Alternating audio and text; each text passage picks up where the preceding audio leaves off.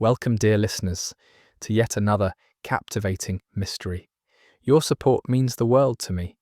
So if you are new here, please subscribe and hit that bell icon so you never miss another good story. Now let's begin. The Midnight Murder. Chapter 1. The Invitation to Belgrave Square. The fog lay thick over London that November evening, and Inspector Harold Price of Scotland Yard drew his overcoat more tightly around him as he crossed Grosvenor Place, his keen eyes glancing at the letter he carried in his gloved hand. It was not often that Price received a summons in such curious fashion.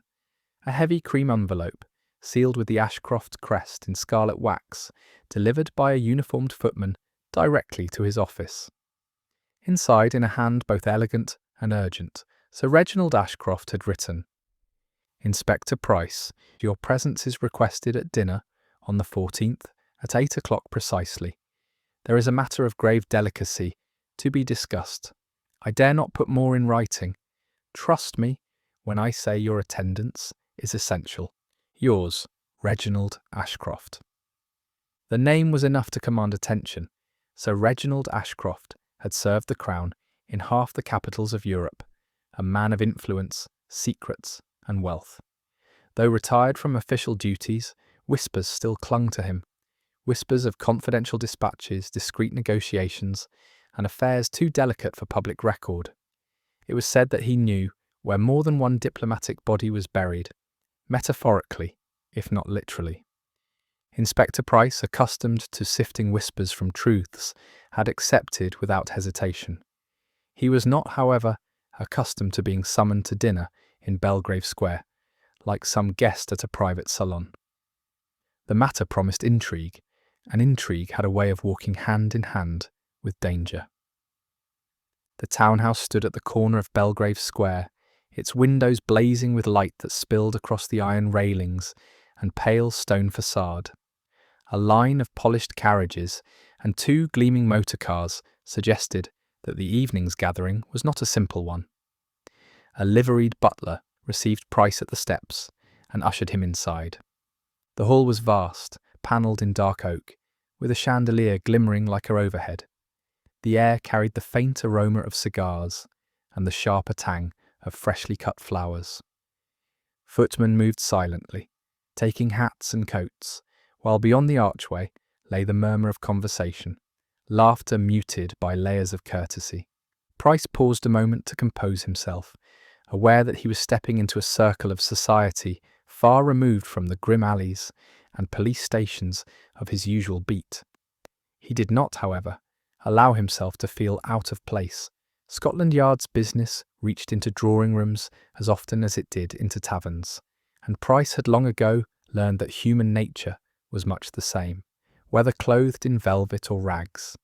In the drawing room he found a gathering already in progress. Sir Reginald himself, tall and silver-haired, stood near the hearth, a brandy glass in one hand, his other raised in genial welcome. His manner suggested authority tempered by charm, though his eyes, grey, sharp and restless, betrayed a watchfulness that never seemed to leave him. "Inspector Price," he said warmly, clasping the detective's hand. "Punctual as ever. Allow me to present our company." One by one Price was introduced. Lady Cassandra Darnley, striking, with dark eyes and a mouth quick to smile, though the smile seldom reached her eyes. She wore a gown of emerald silk and carried herself with the self-assurance of one who knew her beauty was both weapon and shield. Whispers about her affairs trailed through society like perfume. Mr. Julian Frobisher, a stocky man in his middle years, with a jovial laugh that seemed too practised, too eager.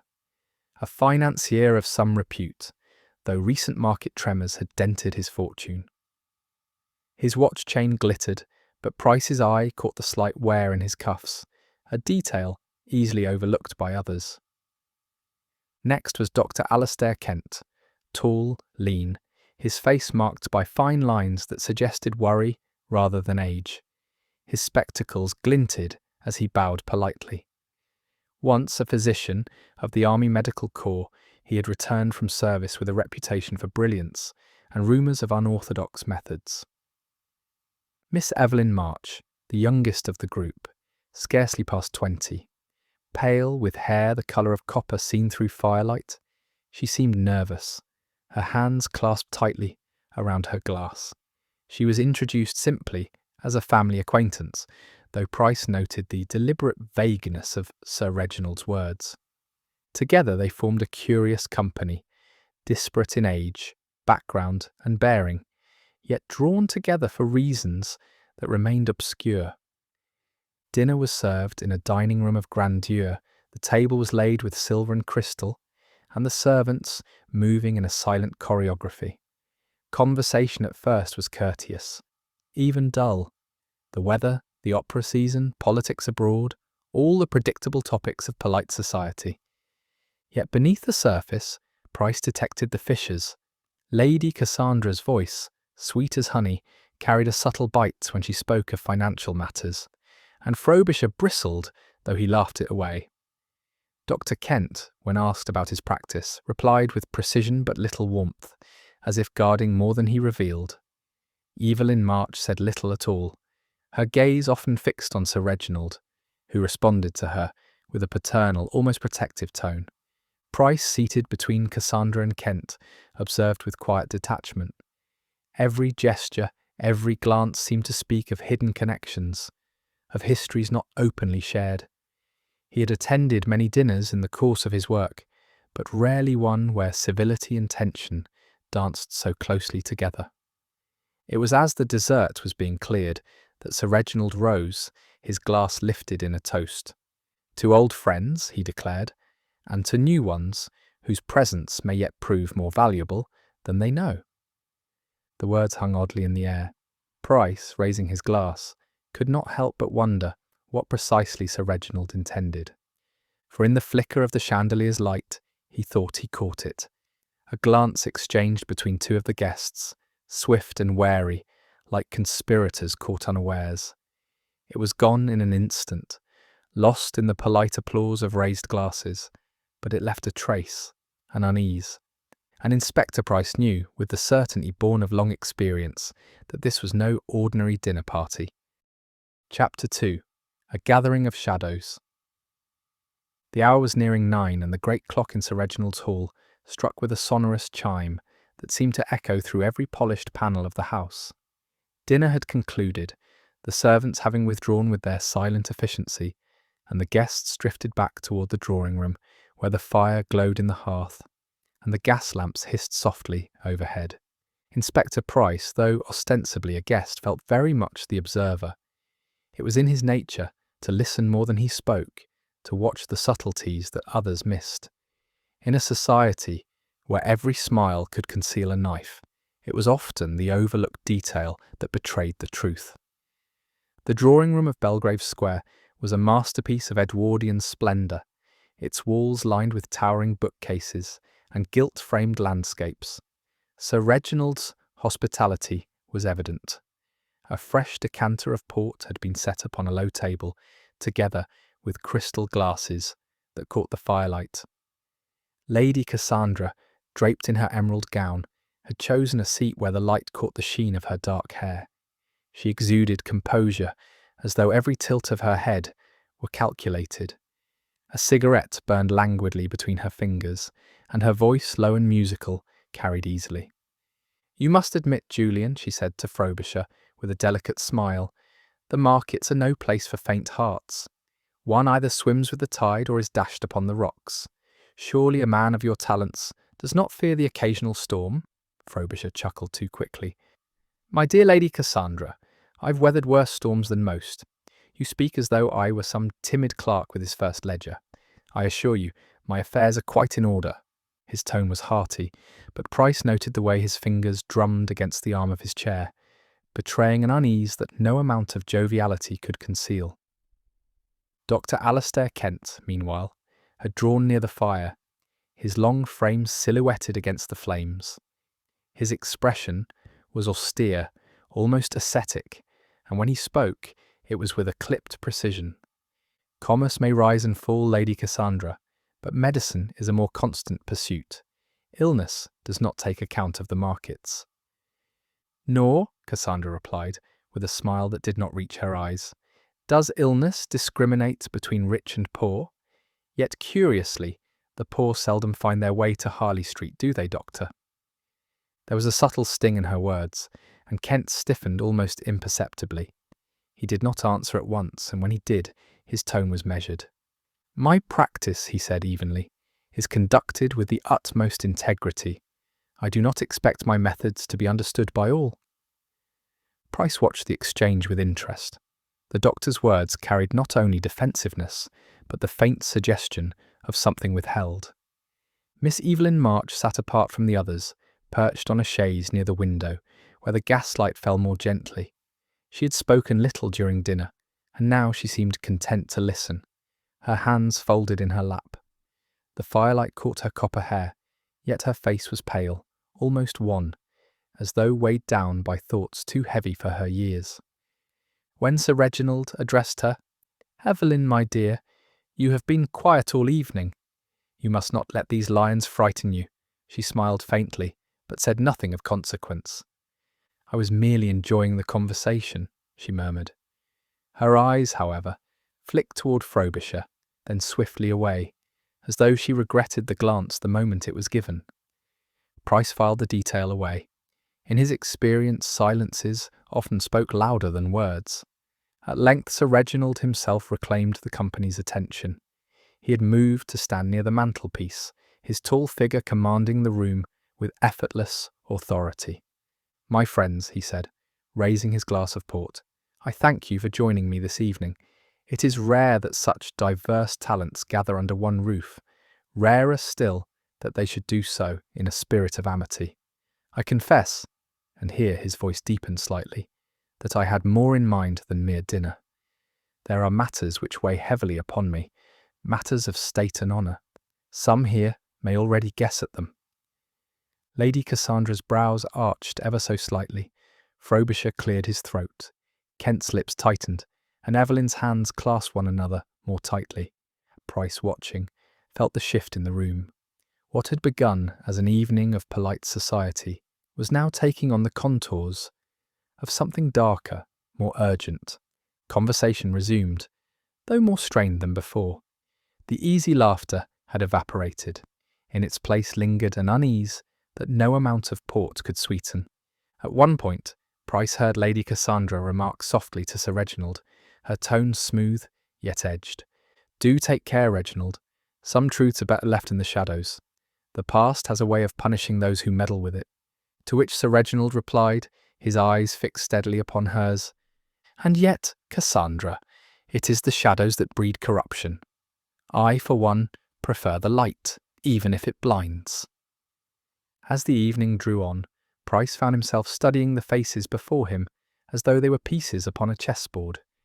Each guest seemed to hold some secret, some unspoken tension. Lady Cassandra, with her poised disdain, Frobisher with his overeager bravado, Kent with his guarded reserve, Evelyn with her troubled silence, and Sir Reginald looming over them all with the air of a man both confident and threatened. Price could not yet see the pattern, but he knew one was forming. The atmosphere had grown too brittle, the undercurrents too strong, for this to be a gathering of mere coincidence. The inspector took a slow sip of his port, his eyes never leaving the company, and thought quietly to himself, "Something will break before this night is through." Chapter 3. Death Strikes at Midnight. The evening crept onward with a curious heaviness. The great clock in the hall chimed the half-hour past 10, then 11, each strike a reminder that the night was slipping into its darker hours. In the drawing-room, the guests lingered about the fire, conversation dwindling to half-hearted exchanges. Inspector Price, who had long since cultivated the art of patience, watched. He noted the restlessness in Frobisher, who had risen and paced to the decanter more often than his thirst could justify. He noted the way Lady Cassandra's cigarette smoked itself to ash while she stared into the fire, lost in calculations of her own. Kent's sharp profile bent toward the flames, his fingers steepled as though he were weighing a diagnosis, and Evelyn March looked as though she wished herself anywhere but there, her eyes darting nervously towards Sir Reginald at intervals, as though measuring his every word and breath. At last Sir Reginald broke the silence. He set down his glass and, drawing himself to his full height, spoke with the authority of a man accustomed to commanding rooms. "My friends, I fear I cannot postpone the matter that brings us together. You may have wondered why I summoned you this evening, and why in such secrecy. The truth is," he broke off, his gaze sweeping the room, and for a heartbeat everything seemed still.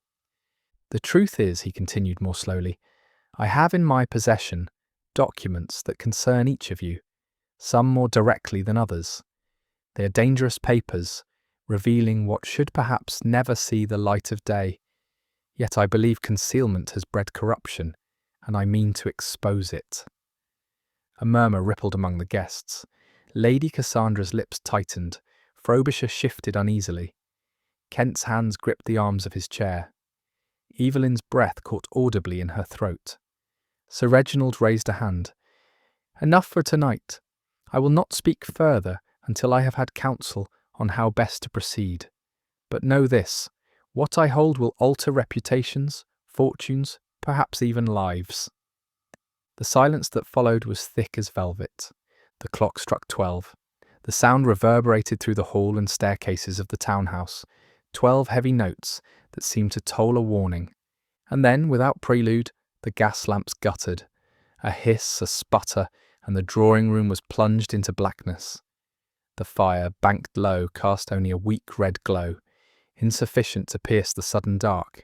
From somewhere in the room came the sharp scrape of a chair, the rustle of silk, a muffled exclamation.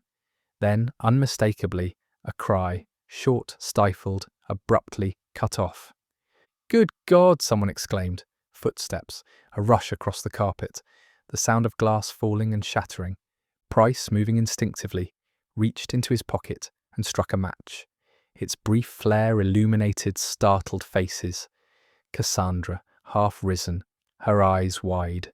Frobisher, standing awkwardly, his port-glass overturned. Kent stooped forward, one hand outstretched as if to restrain someone. Evelyn sat frozen, her hands clutched to her mouth.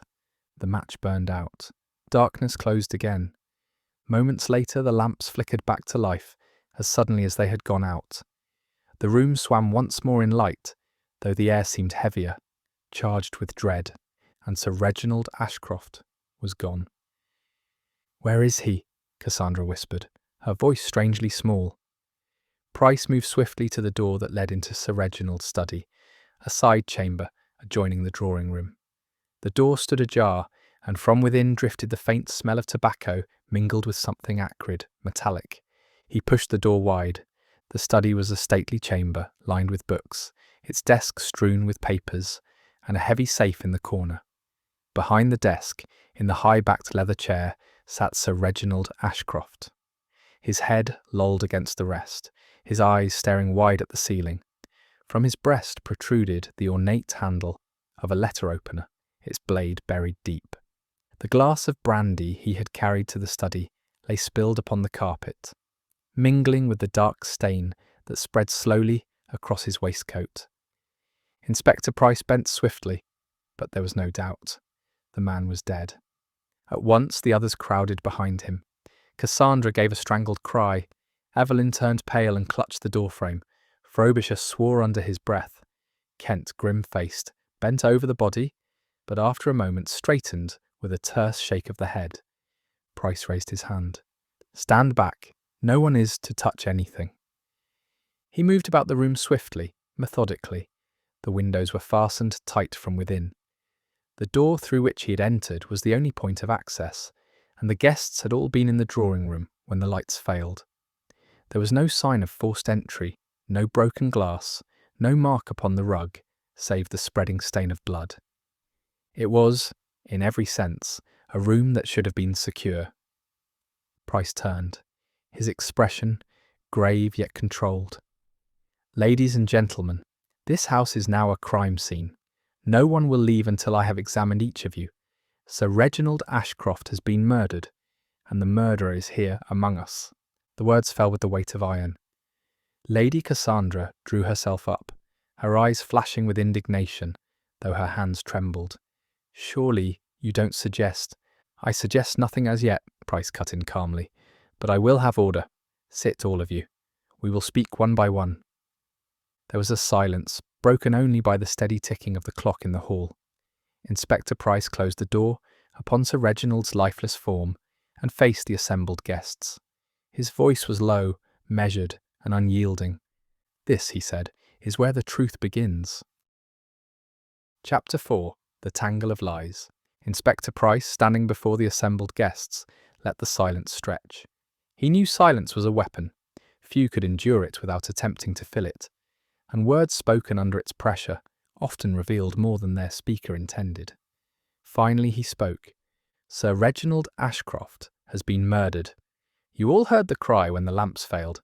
You all saw that when light returned, he had vanished from this room, and now we find him in his study, stabbed, though the windows were locked and no intruder could have entered. That leaves but one conclusion." He let the words fall slowly. "The murderer is one of you." A collective gasp followed. Cassandra's jewelled fingers flew to her throat. Frobisher muttered a curse, his face ruddy with agitation.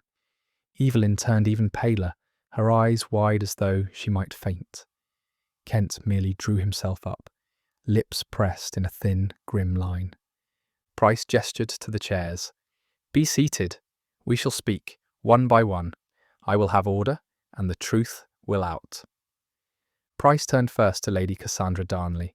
She sank into a velvet chair with a dramatic rustle of silk, her dark eyes flashing. "You cannot be serious, Inspector," she said, her voice trembling between outrage and fear. "To suggest that I, a guest in this house, could have committed such an act. Why, I never even left the drawing-room when the lights failed." Price regarded her steadily. "You claim you remained seated?" "Indeed," she said quickly, "I scarcely moved." There was chaos enough. I heard footsteps, but they were not mine. "I recall Mr. Frobisher stumbling toward the table, did I not?" Frobisher bristled. "You're quick to point a finger, Cassandra, though you cannot see a thing in the dark." Her lips curved into a dangerous smile. "Perhaps not, but I know the sound of a man knocking over his own glass." "You were near hysterical, Julian. Who knows where you went in the darkness?" Price raised a hand. "Enough. Lady Cassandra, you admit hearing footsteps?" She hesitated, then inclined her head. "Yes, Inspector. Heavy ones, not at all like my own." Her words lingered like smoke in the air, accusatory though unproven. Frobisher leaned forward in his chair, his hands gripping his knees. His jovial mask had slipped, revealing a man deeply unsettled. "Look here, Inspector," he said gruffly. "I'll not be made a scapegoat. It's true, I rose when the lamps failed. I thought to find a match, to strike a light. In doing so, I upset my glass. That's all. If Cassandra chooses to make more of it, that's her mischief, not mine." Price's eyes narrowed. "And in that interval, where did you go? Toward the sideboard? Or toward the study door?" Frobisher flushed. "The sideboard, I tell you. I never left the room. You can ask anyone. Dr. Kent, perhaps. He was near the hearth." Kent gave a curt nod, though his voice was cool. "I heard Frobisher stumble, yes, but whether he remained in the room, I cannot say." Frobisher scowled. "Then it's my word against shadows. But mark me, Inspector, I've no reason to harm Ashcroft. He and I were friends, old friends." Price caught the hesitation in the words, the slight quiver that suggested more than Frobisher wished to reveal. He made a note of it silently. The doctor's turn came next. He sat rigid, hands folded, his eyes sharp behind his spectacles. "Inspector, you may cross-examine me as you wish, but I have nothing to hide. When the lights failed, I was rising to assist Miss March. She gave a cry. Did she not?" Evelyn startled, colour rushing to her cheeks. "I did cry out, yes. The darkness frightened me." Kent inclined his head toward her, his manner almost paternal. "As I thought. I merely went to reassure her. You may confirm that, Miss March." She nodded uncertainly. "Yes, Doctor, I think so. I was very distressed." Price's gaze did not waver. "And yet, Doctor, when the lights returned, You were not beside Miss March, but leaning forward, one hand extended. Toward whom? Kent's jaw tightened. Toward Frobisher, naturally. The man was blundering about like an ox, threatening to tread on the fire irons. I meant only to steady him. Frobisher's bark of laughter was harsh. Steady me, was it? You near pulled me down. The doctor's nostrils flared, but he said nothing further. Price marked the tension between the two men carefully. Last of all, Price turned to Evelyn March. She sat trembling, her hair dishevelled, her eyes glistening with unshed tears. Miss March, Price said gently, softening his tone, you need not be afraid. But I must ask, what did you see? What did you hear? She clasped her hands tightly. Nothing, Inspector. Only the darkness, the noise. I cried out, and then I thought I heard someone breathing close by, terribly close, but I could not tell who. And then the lamps returned, and Sir Reginald was gone. Gone where? Price asked quietly. Her lips quivered. Into the study, I suppose, but how I do not know. I swear I do not know. Her sincerity was palpable, yet Price's instincts told him her fear was more than that of a shocked guest. It was the fear of someone who knew more than she dared reveal. When each had spoken, Price rose. His presence filled the room, calm yet implacable. Your stories do not align, he said. You place blame upon one another, yet none will admit the simplest truths. I tell you this, lies will avail you nothing. Sir Reginald Ashcroft is dead. The knife in his breast was wielded by human hands, one of yours. I shall examine Sir Reginald's papers, his study, every corner of this house. I shall test your words against fact, and I will uncover who struck the blow. Until then, you remain here, under my watch. No one leaves, not until the truth is mine. The guests sat in stricken silence, each unwilling to meet the other's gaze. Inspector Price, standing by the hearth, folded his hands behind his back. He knew the game had begun. The players were assembled, the lies already told, and beneath them all lay the darker motives that must, sooner or later, come to light. Chapter 5. A Secret Uncovered. Inspector Price left the drawing room and returned to the study. Behind him the guests remained gathered, subdued under the watch of a nervous footman. Price knew it was necessary. Fear and guilt could make men and women reckless, and he could not risk losing a suspect before dawn. The study, in contrast to the bright drawing room, felt close and oppressive. The air was heavy with the mingled scents of smoke, spilled brandy, and the unmistakable metallic tang of blood. Price paused, removing his hat and setting it upon the desk. He had stood over countless corpses in his career, yet there was always a moment of stillness required, a silent acknowledgement of the life extinguished. Then briskly, his professional eye swept the room. The ornate letter opener protruding from Sir Reginald's breast was of foreign design, its handle carved with a motif of intertwining serpents. It was no ordinary tool for opening correspondence. Its blade was long, narrow, and cruelly sharp. Price leaned closer, noting the depth of the wound. The strike had been forceful, deliberate. The desk bore traces of a hurried interruption. Papers lay scattered across the surface, some open, others crumpled, one partially folded, as if snatched from the hand mid-reading. A pool of brandy stained the corner nearest the corpse. The glass shattered on the rug below. Price looked at the windows again. No sign of tampering marred the frames or latches, yet the door, when Price closed it carefully and tested the lock, proved unremarkable. There was no way in or out save through the drawing room. His attention turned to the corner where a heavy safe stood, its iron door partly ajar. A curious sight. Few men of Sir Reginald's caution would leave it unlocked during an evening of guests. Kneeling, Price inspected it. The tumblers showed no sign of force. The mechanism had been opened with its key. Inside lay folders of correspondence, leather-bound diaries, and bundles of documents tied neatly with ribbon.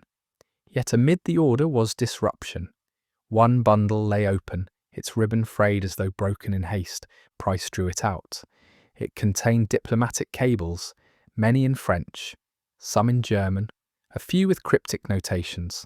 One bore the heading, Confidential, Crown Office, 1917. Another, more recent, was dated barely a fortnight past. He read a line frowning. The matter concerns the disclosure of financial improprieties at the highest level. Certain names must not become public knowledge. He glanced again at the papers. Several pages bore Sir Reginald's own hand, underlined in firm strokes. One name recurred with troubling frequency. Julian Frobisher. Rising, Price replaced the documents with care, noting which ribbon had been broken. It was plain enough. Sir Reginald had intended to confront his guests with their secrets, and Frobisher's financial dealings were among them. That alone supplied motive for murder. Yet there was more. Tucked between the papers lay a folded letter, creased from handling. Price opened it carefully. The handwriting was delicate, feminine. Dearest R, you must not speak of it. If you expose me, it will ruin us both. I beg you, destroy the papers. Yours, C. Price studied the single initial. C. Cassandra. Perhaps. He replaced the letter, his mind already sifting possibilities. 2 names, 2 motives. Frobisher for ruin of fortune, Cassandra for exposure of scandal. Yet neither explained the peculiar terror in Evelyn March's eyes nor Kent's tightly controlled evasions. Before closing the safe, Price examined the desk more closely. It was a fine mahogany piece, its surface polished to a mirror sheen. As he ran his hand along the drawers, he found one that resisted, its joinery slightly uneven. With patient fingers, he pressed along the edge until a hidden catch gave way. A false drawer slid open. Inside lay a single object, a slim leather-bound notebook. Its cover bore no inscription, but within were coded entries, rows of figures, initials, and dates. Some were marked with a discreet star, others with a symbol resembling a dagger. Price's pulse quickened. He had seen similar ciphers in cases of espionage during the war. These were not the private musings of a retired diplomat. They were records of something far darker. The last entry was dated the very day of the dinner party. It ended abruptly, with a single, unfinished line. Tonight I mean to confront them. One among the 4 is... The sentence broke off, the ink trailing as though the pen had been snatched from the page. When Price returned to the drawing room, the company rose almost as one, their eyes searching his face for answers. Well, Cassandra demanded, her tone sharp, though her fingers trembled against the arm of her chair. What have you found? Price regarded her coolly. Enough to know that Sir Reginald feared betrayal. Enough to know that secrets sat among us tonight, like wolves in sheep's clothing. And enough to know that his murder was no random act, but one born of desperation. He let his gaze pass from Cassandra to Frobisher, to Kent, to Evelyn. Each flinched in turn, though in different measure. I found documents, Price continued, that speak of improprieties, of names entangled where they should not be. Some of those names are here in this room. Frobisher's colour drained. Cassandra's eyes narrowed. Kent folded his arms, his mouth tightening. Evelyn lowered her head, biting her lip. I will question each of you further, Price said, but understand this. Sir Reginald died because of what he knew, and unless I discover which of you feared him most, his death will not be the last shadow to fall upon this house. The fire cracked in the grate, the only sound in the stillness that followed. Inspector Price folded his hands behind his back, his voice low but firm. Now let us speak again, this time with fewer lies. Chapter 6. The trap is set. The clock ticked steadily past 1:30. Outside, the fog swirled thick about Belgrave Square, muffling the distant rumble of the city. Inside, the drawing room remained bright with fire and lamplight, but the air had grown dense with unease. The 4 guests sat scattered, each in their separate posture of defence. Lady Cassandra, draped in her chair, with feline poise, Julian Frobisher, hunched forward and glowering, Dr. Kent rigid and austere, Evelyn March pale and silent, her hands trembling in her lap. Inspector Price stood near the hearth, his shadow cast tall upon the panelling. He had spent long enough listening to their evasions. Now was the time to act. "I will have no more half-truths," Price announced. "The only way to test your words is to relive the moment." The company started visibly. Cassandra's brows arched. "You mean to plunge us into darkness again, Inspector? Surely you don't think—" "I think," Price cut in, "that the truth is best revealed when lies grow difficult to maintain. You claim to have remained seated. You claim to have stumbled for matches. You claim to have cried out or offered assistance. Very well. We shall see." He gestured to the footman. "Turn down the lamps, bank the fire, reproduce the conditions as they were at midnight." There was a murmur of protest, but Price's expression brooked no refusal. Slowly, the lamps were dimmed, until only a faint glow lingered. The fire was reduced to dull embers. The room sank into shadow. Shapes indistinct, faces pale ovals in the gloom. "Now," Price said quietly, "we return to midnight. Each of you will act as you did when the lights failed." For a long moment, there was only silence, broken by Cassandra's faint laugh. "This is theatre, Inspector, not police work. I hardly recall—" "Sit," Price commanded. "You claimed you did not move, then remain still." Cassandra sank back, though the set of her mouth betrayed her irritation. Price's gaze never left her, and after a pause she grew restless, shifting her hands upon her lap. "You are uneasy, Lady Cassandra," Price observed, "yet you swore you sat motionless. Is it so difficult to play the role you claim to have played?" Her lips tightened. "Anyone would be uneasy, Inspector, under such conditions. It proves nothing." Price said nothing, but his silence was heavy with meaning. Frobisher rose, blundering toward the sideboard as he had described. His bulk moved clumsily in the gloom, and once again he nearly upset a glass. "There you see," he said, with forced joviality. "Exactly as before. A stumble, nothing more." Price's voice cut through the dark. "And yet before, you told me you sought a match. Now you reach for a glass. Which is it, Mr. Frobisher? Did you wish to light the room, or steady your nerves?" Frobisher stopped short. I only meant, well, both, I suppose." His voice cracked on the last word. Cassandra gave a soft, derisive laugh, and Frobisher turned on her with sudden fury. "You'd love to see me hanged, wouldn't you? But it wasn't me." Price raised a hand, restoring silence. He had learned what he needed. Frobisher was rattled, his story already slipping. "Now you, Doctor," Price commanded. Kent stepped forward stiffly. "As I said, I went to steady Miss March." She was frightened. "Yes," Price said softly, "but when the lights returned, you were not beside her. You were reaching out toward Frobisher." Kent hesitated. "Because he stumbled. I explained this." "And yet you contradict yourself," Price replied. "You cannot both assist Miss March and restrain Mr. Frobisher in the same instant." "Which was it?" Kent's jaw clenched. In the faint glow, Price saw his nostrils flare, his hand tighten against his coat. For a moment, it seemed as though the doctor would lash out, but then he mastered himself, drawing back. "Perhaps my memory was clouded by confusion," he said coldly, "but I assure you, Inspector, I struck no fatal blow." Price made no reply, though his eyes glittered. Kent's carefully composed exterior had cracked, however briefly, and that was enough. At last Price turned to Evelyn. She sat still, her eyes wide, her face pale. "Miss March, you cried out when the lights failed. Do so again. Show me." She swallowed, her voice trembling. "I cannot. Not again.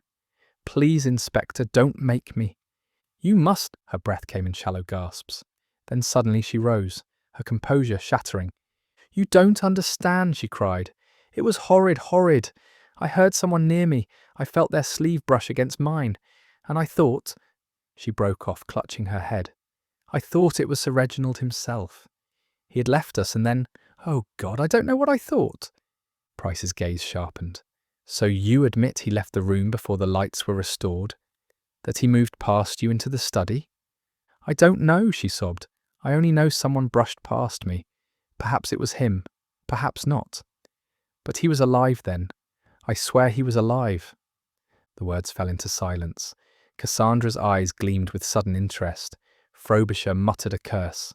Kent turned sharply toward Evelyn, his face unreadable. Price, however, felt the pattern emerging.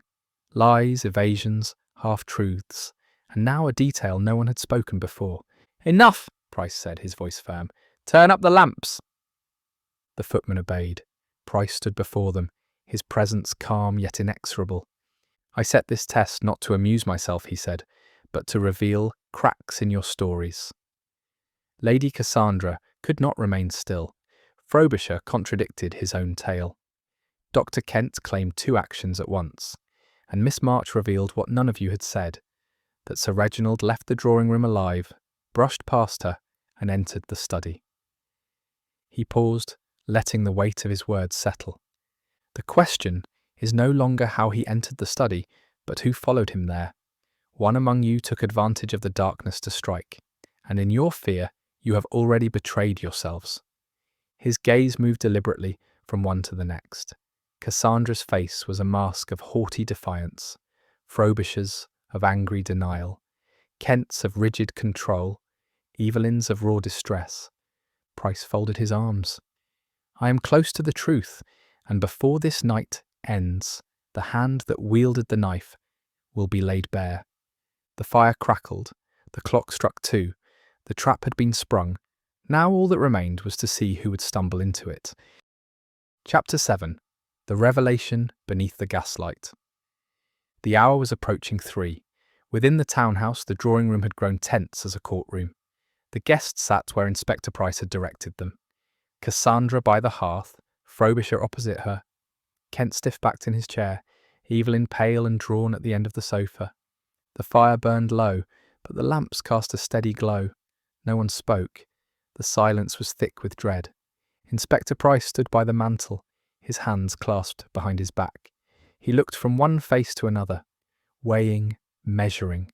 Then, with calm authority, he began. "When the gas lamps failed," Price said, "we believed Sir Reginald still among us. Yet Miss March has revealed that he moved past her in the darkness, into his study. He went willingly, perhaps intending to fetch certain papers from his safe. That was the moment our murderer struck." Cassandra shifted in her seat. "And how, pray, could any of us have followed him, unseen?" Price inclined his head. "Because the darkness was your ally. Each of you claims an action. Sitting still, stumbling for a match, offering comfort. But in truth, the confusion allowed one among you to slip into the study and drive the blade home, and the evidence points to who it must be." He turned first to Cassandra. "You feared exposure. I found a letter among Sir Reginald's papers, signed only with an initial, C, a woman begging him not to speak, lest it ruin her. You will tell me if that was yours?" Her eyes flashed, but her composure held. "And if it were, a lady may write indiscreetly without becoming a murderess." "Indeed," Price replied coolly, "and I do not believe you struck the blow. Your fear is of scandal, not blood." Cassandra let out a breath, as though in relief, though her fingers tightened upon her gown. Price's gaze moved to Frobisher. "As for you, sir, your name appears repeatedly in Ashcroft's confidential papers. Financial improprieties, embezzlement. He held your ruin in his hands. You had motive aplenty." Frobisher's ruddy face paled. "Damn the man! Yes, he threatened me, but I'd not slit his heart for it. There are other ways to silence gossip. Bribes, settlements." He broke off, realizing he had said too much. "Precisely," Price said. "You're a man of money, not violence. You would not dirty your hands when a cheque might suffice." Frobisher sank back, scowling, but did not deny it. Price turned next to Evelyn. She trembled visibly, her copper hair disordered, her eyes rimmed red with weeping. "Miss March," he said gently, "you have been terrified all night. Terrified not merely of the crime, but of something more personal. Yet I do not believe you capable of murder. Your fear is of knowledge, of what you saw or heard. You are a witness, not a killer."